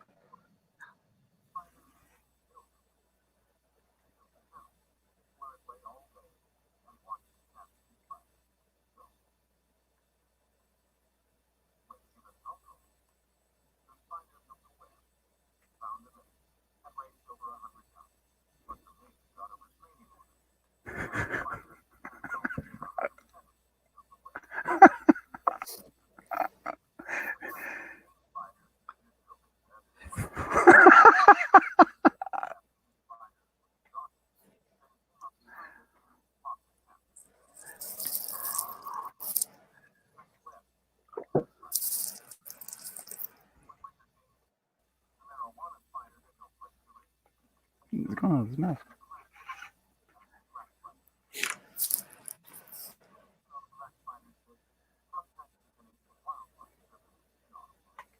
All right, so there's your spider video for the night. I had to break this up a little bit, give you some humor. Somebody said they didn't have any audio. Were you able to hear it, Eric? Barely. Okay. All right. Well, so much for that. So I won't run that again, but I had to do it for the moment just to put in some funny stuff here every now and then. All right. So what else we got, Eric? Are we getting towards the end here? We're an hour and almost 30 minutes into this. No, I did a video earlier that was like 3 hours long, but yeah, I mean I've gone over pretty much just about everything that you know, aside from, you know, kind of conspiracy theory stuff that there a lot of people will think is a conspiracy theories or any kind of like worrying about what the government is going to do, because the government is going to do what you need or what they need to do to protect itself, and they don't particularly care about you. They don't particularly care about your family. So, and the government's not going to take care of you. So you're going to have to take care of yourself. You're going to have to take care of your family. And as far as the list of stuff and whether you're going to bug out, if you've got the equipment that you need and you're ready to shelter in place or bug out if you need to, if you've got the weapons, if you've got the all the other equipment that you need to survive, like I went down that list of stuff that's in my bag, then you're good to go. You're ready to go in case something happens. There's a reason why all of that stuff is in that pack. If you want more information on that, I would suggest going to ready.gov and some other places like that. You can go to the CDC website. You can go to redcross.org or .com and check out their information there for more lists of more equipment that you can add. Don't forget about an RV too. An RV is your mobile platform, basically. It's a mobile platform for survival. If you absolutely have to go and you have to leave and you need all of the comforts of home or something like that, an RV makes a really good platform for survival. People think that preppers are crazy. People think that preppers are, paranoid and crazy. And we're not so paranoid and crazy, because when you think about it, we're in a pandemic. This is what we've been preparing for a very long time. And nobody ever thought something like this would happen. And guess what? It's happening. It's here. It's here right now. This is a real world shit hit the fan scenario, and we're right in the middle of it. What do you think this is going to go, Eric?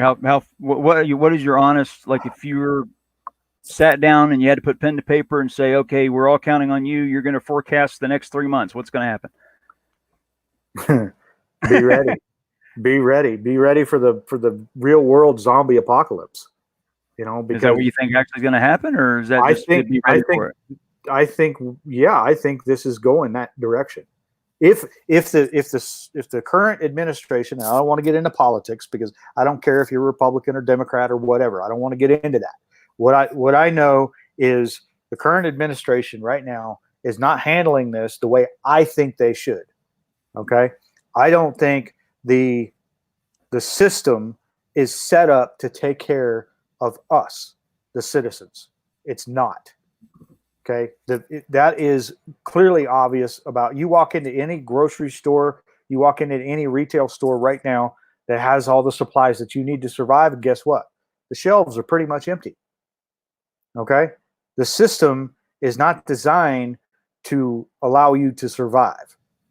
Okay? I think this system is going to collapse. I think it will eventually collapse. Will it collapse this time completely? I don't think so. I don't think it's going to collapse completely. Will it be a global apocalypse, like, nuclear winter and all this other crap? No, I don't think it's going to go there. I don't know if it will ever go there. What about a major recession? Yes. A Great Depression like thing? Yes, absolutely. I think we're almost guaranteed that. I think that's where we're headed. I think we're on the edge of that right now. I think will happen. I think on the cusp of a major recession or something like the Great Depression. And we're right on the edge of that right now. And on top of that, the pandemic is causing that to happen. We were headed there anyway, I think. But this pandemic is basically like the straw that broke the camel's back. I think this is going to be the catalyst that is going to set this ball rolling, that I don't think we're going to be able to stop it. I agree.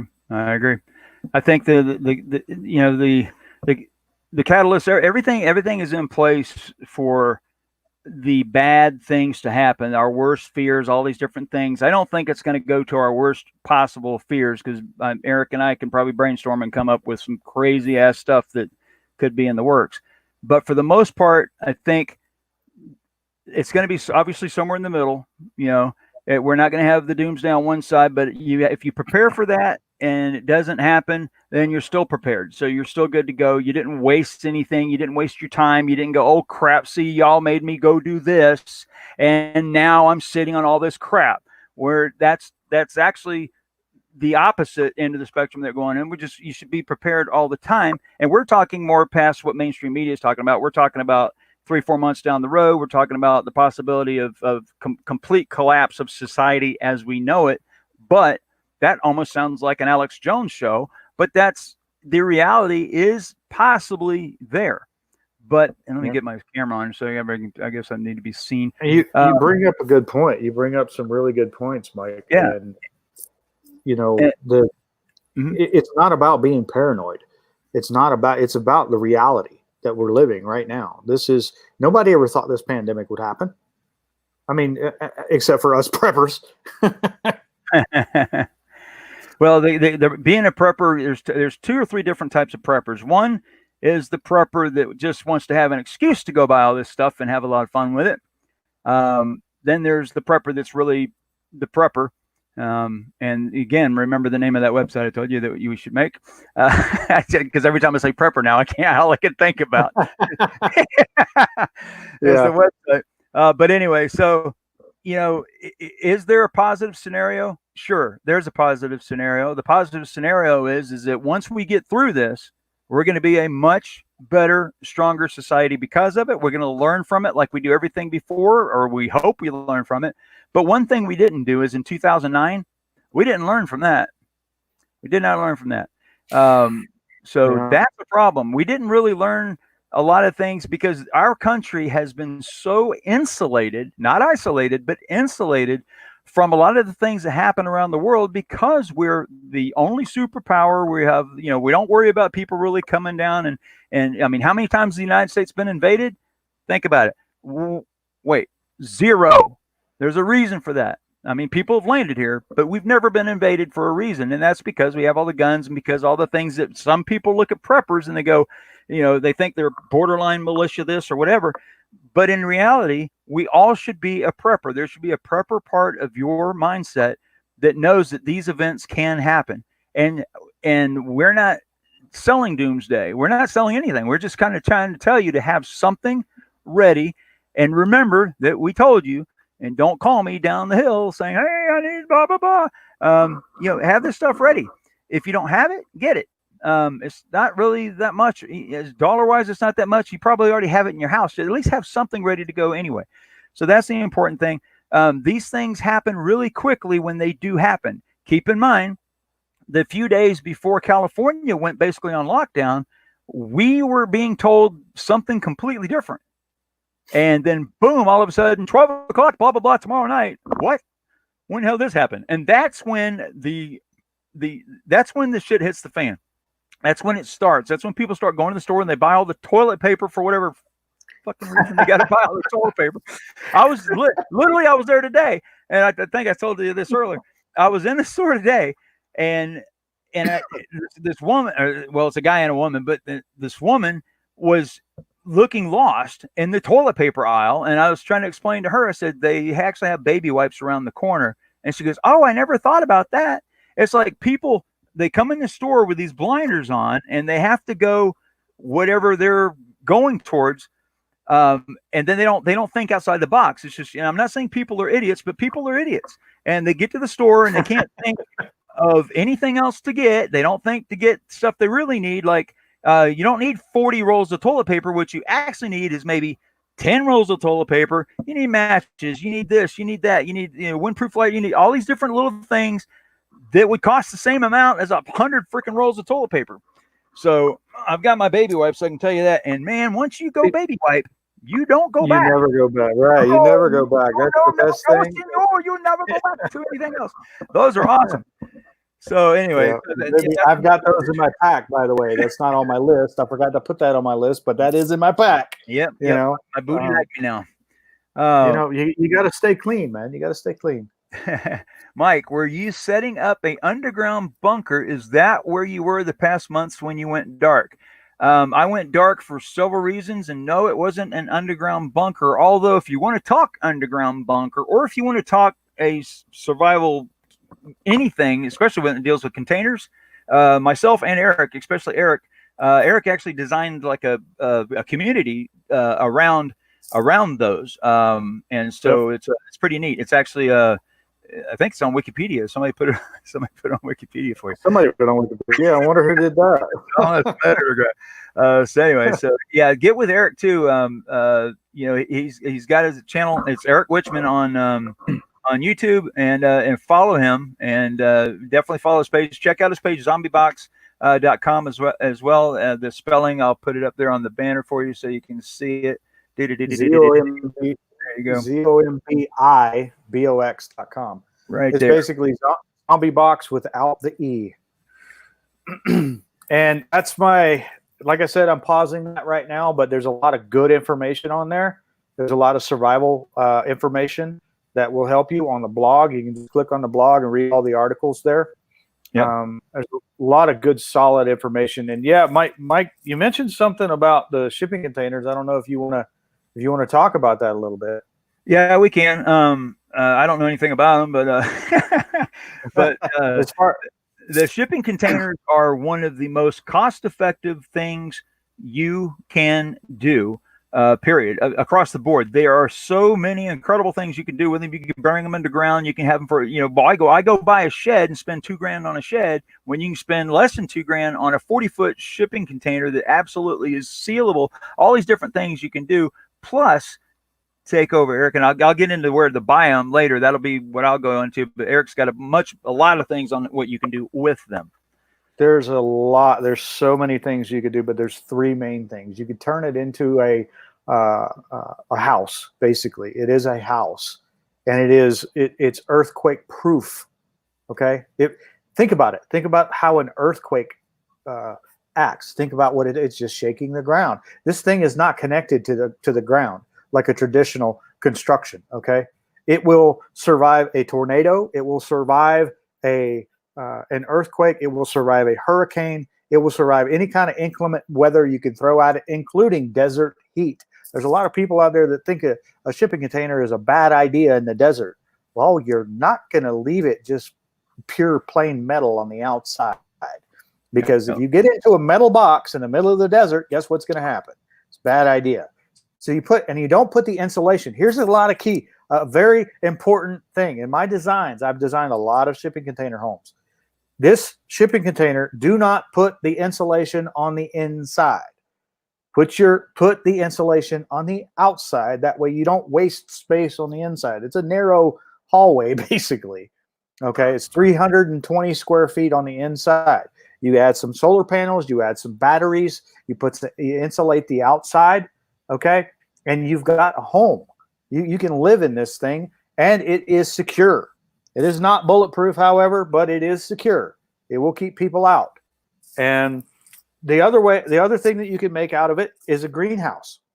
It may seem weird to make a greenhouse out of a shipping container, but you put LED grow lights on the inside, UV and full spectrum white lighting on the inside. You can put solar panels on the roof and a battery pack, and now you have an indoor greenhouse. You can grow year round, anywhere, in any climate. It's climate controlled. You control the climate you can do it with a hot water heater, literally. Okay, you can look at that stuff. I'll put links and stuff on my website later on to those. Or I forgot about this. I'm going to plug. Okay, if I plug my my OffGrid website. I definitely go for it. I'm putting up another one. Give me the URL. I'm going to put it up there. Oh, it's just offgridliving.net. Offgridliving.net is my OffGrid website. I also built OffGrid World, by the way, offgridworld.com, the one you on your screen right now. I put that because I had that article that I could find real quick. OffGrid Living, Let me get that back there. OffGrid Living, and we'll put that up. As far as the shipping container greenhouse, it sounds weird to call a shipping container a greenhouse, but basically it's an indoor greenhouse, climate controlled. You can grow food in there. You can lock it up, keep people out of there. It can be a cabin in the middle of nowhere. You can also I have a design for an atmospheric water generator. It's basically a giant air conditioner that runs through, and it will collect water, and yes, it will work in a desert as well. So there's a lot of things you can do with shipping containers. You can make apartments out of them. You can make dorms. You can make a bunker out of them, like Mike suggested. You could bury one. However, I will mention this. You do have to reinforce the interior because it's not designed. The walls are not designed to support that kind of weight. It's designed for vertical load, not horizontal, not lateral. So the vertical load coming down is fine. It can support up to 12, or not 12, but 6 more containers on top of it. Okay, fully loaded. That's it. You look at it. It's about six containers high on a ship. 6 or how many is it? 6 or 7? But it will hold fully loaded containers. It can go as high as. Go ahead. Yeah, and then there's because I know everybody knows me from the Vegas thing or whatever, but there's actually a mall in Vegas that is made out of shipping containers. I don't know if anybody saw it, but it's down near Fremont, and it has that big praying mantis flaming thing in front of it, which looks pretty cool. But yeah, it's a whole mall. All the stores are made out of containers. They're stacked, and they're doing that around the way because it's inexpensive. They're sturdy, and I can't express it enough. If I'm going to go spend anything over $1,000 or $1,500 for a shed, no, get a shipping container. Get a hold of me, and I'll tell you where to get them. Super cheap out here on the West Coast because they're a lot less expensive here. But I'll pull up his thing. There we go. And the shipping container is by far the best shelter you could buy for cheap. I mean, if you think about it, it is literally the best. You could get one for less than $2,000, and put some solar panels on it, and you don't need that much. You can have one 500-watt solar panel, and you're good, and a couple deep cycle batteries, and you could build this whole thing for like $2,500, less than $3,000, and you can have a house, with electric and everything that you need. So, and there's another thing you could actually, I think I think that's a shipping container under there. You can make an atmospheric water generator out of a shipping container. You can make a cabin out of it. And you can make a greenhouse out of it. It is the best, in my opinion, it's the best survival shelter you could possibly build. And you don't have to build it. It's also portable, by the way.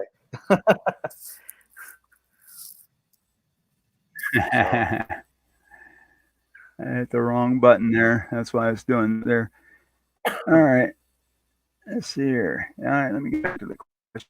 Bouncing all over and making everything go slow here. Let me get that in. No. I'm clicking on the wrong. I got to remember the screen's behind me. I'm actually clicking on the screen that you guys are seeing like a dumbass. All right. Anybody got any other questions? And if you want to branch out, we can go any direction you want. Let's see here. We're coming up on the 2-hour mark, but we're doing okay. Eric, if you want to hang around, I'll probably hang around for a few more minutes as well. Yeah, we can do that. We don't want to talk about Tic Tac UFOs, right? I do have information to be coming out next week about that, so we'll rock the people's world a little bit because some questions were brought up, and I've got the answers. I was also, I think Michael Sala, he interviewed me about a week ago. Discovery Channel is doing a series, and also that is called something Mysteries. I can't remember the name of it, but anyway, so look for that. No problem. I'll be filming that here soon. Also, the movie for Las Vegas is coming out. Hopefully, it's coming out this month. The problem is that the virus has changed the locations of where it's going to debut. So the movie is supposed to debut in Cleveland, and as you probably have already seen, also it's going to debut here in Palm Springs on the 28th. If anyone is local down here, and if you're in that area, get a hold of me, and I'll try to find out some information on the premiere in that area. But obviously, myself, Ramsey, will be there, and for that one, I'm not going to Cleveland. I'll be going to the Palm Springs ones. I'm pretty sure of that. And then what we're going to do in Vegas, we'll try to get the movie to show there as well. But yeah, it's coming out. Keep in mind the name was changed to Las Vegas Money Machine, and that was done for whatever reason it was done for. But so look for that coming out, and that's it on some of those updates. There's some other updates, but this show doesn't really warrant that. I just wanted to get that out there. How is it portable without wheels? If you're talking about the containers are easy to have moved to whatever location you want it moved to, and it's pretty much, you can get them built. Keep in mind, these containers, everyone thinks it's just a big box shell, but most of the places that sell containers actually sell them modified. They sell them modified with roll-up doors. They sell them modified in such a way that people put them at business sites or whatever, like they're building if you're going to build a building and you're going to store a bunch of stuff, you're not going to put out one of these little GE trailers that you see sometimes that look like those FEMA trailers that they had thousands of that they never did anything with. But the containers are so easy to move around, not as far as you being able to move it, but they can move it on a flatbed style truck and get it out to where you need it. They charge out here, they charge $85 to deliver one. On East Coast, that's normally around $150 or so. But but it's just cheaper out here because there's so many. They got so many. But that's what you're looking at. And keep in mind, when you're getting containers, there's two main size things to look at. You want the HQ. They don't cost hardly any more. In fact, they sometimes cost less. But the HQ stands for high cube, and it's the taller of the two. And actually, that's what you want. So, would you agree with that, Eric? Yeah, it's a little sense? lower. It's like 8.5 feet instead of 8 feet tall and wide. Right. They're pretty. They're the same width, but they're higher. They're what? How many? 6 to 10 inches higher. And that, that doesn't seem like a lot, but it's a lot more extra space in there. It is quite a bit. And these aren't made to be truly portable, so to speak. Like portable is in the sense that it's, you know, you're gonna drive around with it, what have you. This is like they do make them, the short ones you can do like that, but that goes into a whole nother category of item. Sorry to interrupt, man. I'm not trying to interrupt you. I didn't mean to talk on you with that. But the difference between portable and mobile. The portable, it means it can be moved. It mobile means it's mobile. You can go anywhere with it. Good point. Like an RV is mobile. An RV is mobile. A shipping container is portable in that it can be put on a flatbed.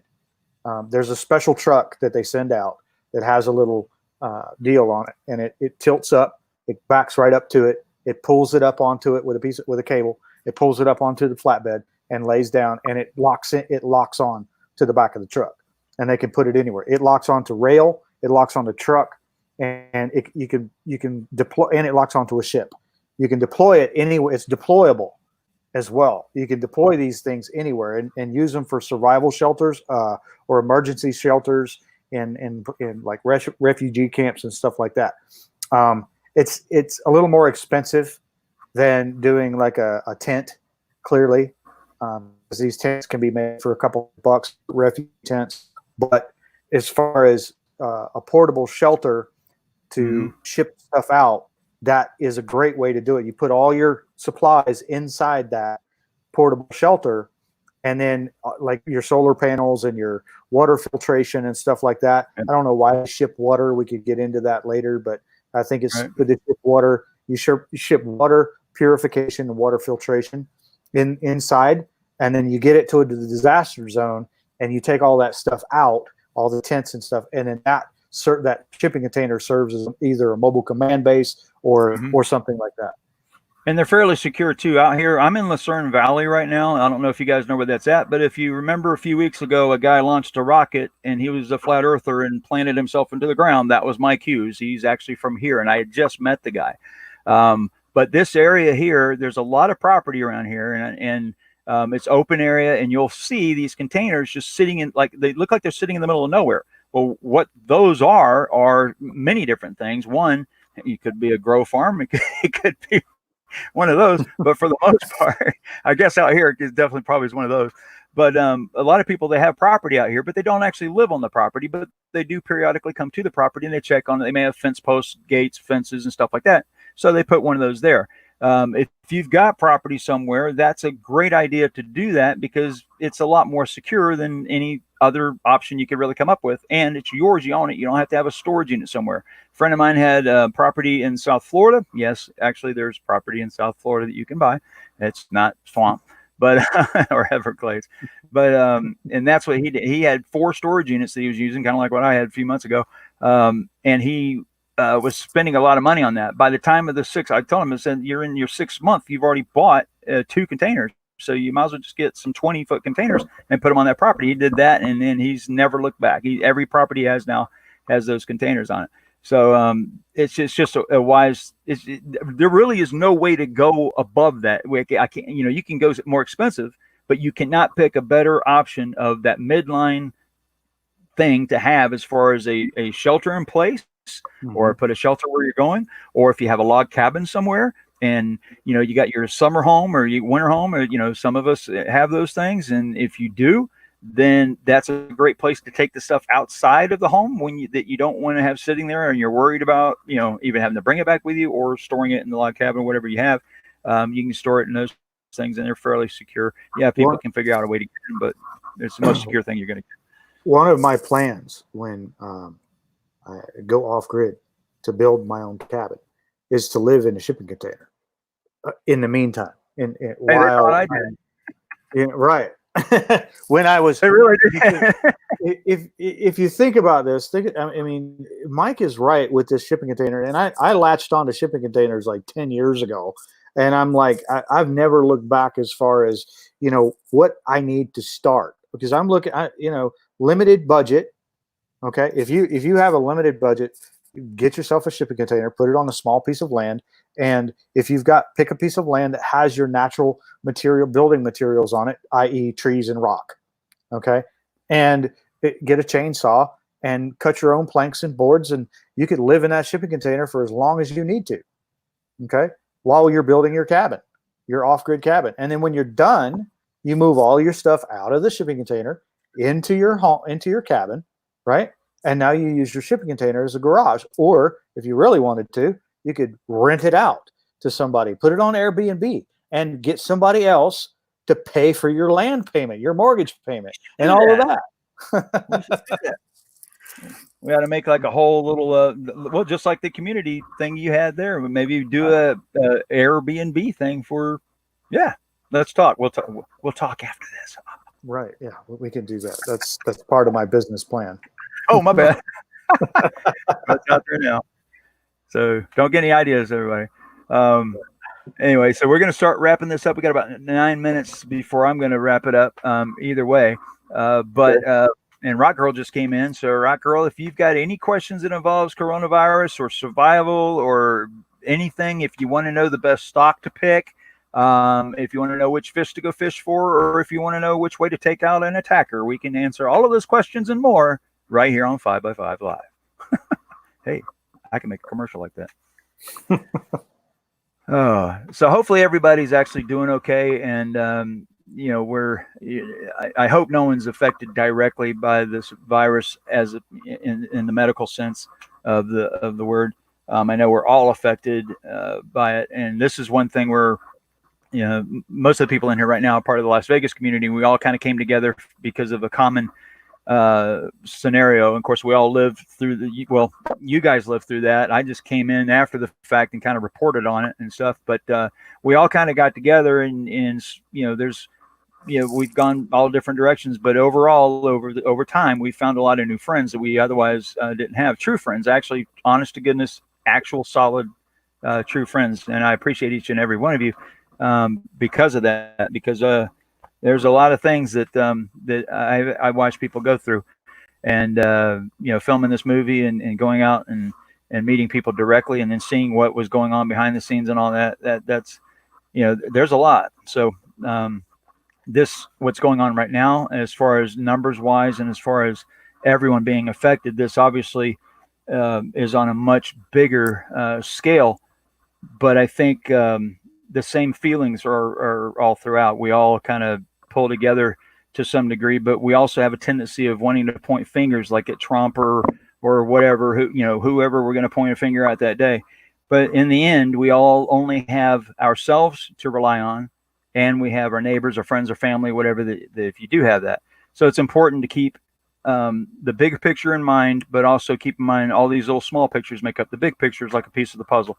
To everything. So keep in mind that you do play a part in every single thing that happens in this event, as far as getting us to the end, good, bad, or ugly, but obviously going towards the good side, by just being a little bit more prepared, having a little bit more knowledge than someone else, and you can help other people spread the word. If you heard something good tonight, obviously spread that word around. Eric is follow Eric on his blog. Follow him on the offgridliving.net site. That's the main place to go for you, right, Eric? That's the main one right now. In Zombie Box. Zombie Box will be paused for a while, but there's still good information, good survival information on there as well. Yeah, take a look at that for a good information resource. You'll find there's a lot on the internet that is somewhat okay, somewhat maybe not so okay. Just look at not necessarily the experts that you see on mainstream media. Look at the people that actually do this stuff. Eric is a person who I have seen personally leave my business when Eric used to work with me, and go away for a month at a time, and just with nothing but a backpack and a fishing pole. That's pretty much all he needed. And he would come back, and he'd still he's still here. So he can do it. He's lived it. He's been there, done that. So there's very few questions that you could ask him about survival. And don't think of this as an urban survival versus got to go out in the woods and survive kind of thing. This is we've all had to survive in some crazy ways, some rather imaginative ways throughout our lives. So yeah, myself, Eric included, and various other things. So if you've got any questions like that, feel free to ask me and Eric. Eric, again, I appreciate you. Absolutely appreciate you being a friend, number one. I appreciate you being on the show tonight. Actually, I think you're the first well, I had Chris the other day, but the first main long-term guest I've actually had. We did this impromptu. This was like 2 hours before we got live. We say, hey, we got enough good information. Let's just go out there, because we're not hearing this stuff on mainstream media. This is the stuff we talked about tonight was specifically done in such a way that we didn't cover the same information that you're going to get on mainstream media. Why cover? Yeah, you just don't hear this there. And sometimes people hear it and they go like, well, maybe because I don't need to hear it. Nah, you kind of do, because this is just a refresher stuff and stuff you probably already know. Plus, at the same time, it's information that you should have all the time. The stuff we talked about is not just for this. It's just you have no idea when something crazy is going to happen. We're not talking about apocalypse kind of things. Maybe a plane crashes in your area. Maybe the power goes out. Maybe all kinds of different things happen. But just having some small things that you probably otherwise wouldn't think about, that it's too late to think about once it happens. So those are important. We're not, not doomsday or fear mongering or nothing like that, but they're, it just makes sense. So Eric, you got any? I do want to thank you for having me on, and I'm glad to be your friend. You've been a good friend for 25 plus years. And I really appreciate. I mean, you're the closest thing I got to a brother. People don't know that we have that close relationship, and I think you're like a brother. And we've got a lot of similarities when it comes to survival and how we think in that regard, especially with what's going on globally right now, and all of our quote training and knowledge has come to this point right now where we're sitting here, and if I can impart some kind of knowledge and information to people to help them survive this scenario, then that makes me feel like a better person. And that's why I do what I do. That's why I've been writing for as long as I've been writing. It's to share that survival knowledge and that knowledge that will help people survive scenarios like this. So thank you very much for having me on. And thanks, more importantly, for being a friend. Well, that touches the heart, Eric. I greatly appreciate that. And yeah, there's I can count on one hand the number of people in my life that I would put on one hand. You're not there. No, I'm just kidding. You're obviously there. Eric, I appreciate that. Right now I'm thinking of stories to talk about, me and you, some of the crazy crap we've done or seen or stuff you did. Like remember the plane? Remember the plane? Yeah. The plane that AJ flew, the air hog. Yeah. Yeah. And what did you say to me? What did you say to me? What was it? Eric was climbing a tree and trying to get to a higher location to find out where this air hog plane had gone. And this is back in Jacksonville, Florida. It was at my bigger building that I had, the World of Weapons, and we were outside. And so Eric climbs up this tree that was no bigger than that big around, guys. Or where's the camera? There it is. That big around. And so he's climbing up, and it starts going back and forth. And the magic words I said, "Hey, Eric, that tree's gonna break." No, it ain't. No, it ain't. Crack, boom, Eric goes down, and I'm like, oh shit. So I go run out there, and I think I carried you, didn't I, to the car? Yeah. I ended up breaking my leg in multiple places, crushing my ankle. And Mike came over and picked me up because I couldn't get across the ditch. There was a ditch there, and I couldn't get across that ditch. And he walked over, he picked me up and carried me across the ditch and put me down in the parking lot. And we were like, okay, it's time to go to the ER now. Yep. That was That was a crazy day. We got you down there, and as soon as the X-ray, I'm like, oh, it's a big sprain. No, it ain't. It's a break. It was a break. It broke my tibia, cracked my fibia, and crushed a couple bones in my ankle. And it's never been the same since. I was supposed to go see an orthopedic surgeon. I know we're getting way off topic, but yeah, Mike helped me when I decided I was going to crawl up in the top of a freaking tree, climb up in the top of a tree, and I'm swinging this thing back and forth, and Mike's just like, "Hey, Eric, that thing's going to break." No, it ain't. That was hilarious, man. That was hilarious. Hey, Seekers, did you fix your truck there? That's good. I had somebody listening to us in the background there, and he just came in. Anyway, I want to just, we're wrapping up here. We're at the 11 o'clock mark. Again, Eric, I greatly appreciate you being in my life. I greatly appreciate you being on the show. Thank you, everybody. I am obviously back. I went dark for a bit and got some things taken care of. And as you can see, I'm kind of semi-back, but I'm back. So I'll be around. I'm going to try to start doing shows every Wednesday night, kind of not as probably as often as I was doing before, but at least because, you know, there's some ground that we'll cover. And we're going to mix in some, I'll do a show maybe once a week, probably on Wednesday nights. That will be the pretty much the Las Vegas show. We'll cover some stuff because there's some new information that's going to be coming out again, but it's a lot of it's geared towards the legal aspect of it. So it won't be open for everybody. And I do want to possibly, depending on how this virus thing goes, I'll do a show or two a week, but I'm going to be doing the videos that I'm going to do are the ones that I don't see the mainstream media do. So it's going to be a little bit off the cuff, a little bit off to the side, covering ground information that I think is either important or also, you guys know me, I'm going to crack a joke every now and then just to keep things on the lighter side of life because that's the way I live. And that's kind of, I'm going to die laughing. I know that. So that's the main thing, is to keep a positive outlook here. Is this guy kayaking near Big Pine Key? Are you kayaking near Big Pine Key? Was that somebody? I think found some pictures of you. Yeah, apparently. Yeah, near Big Pine Key is also where I proposed to Lori.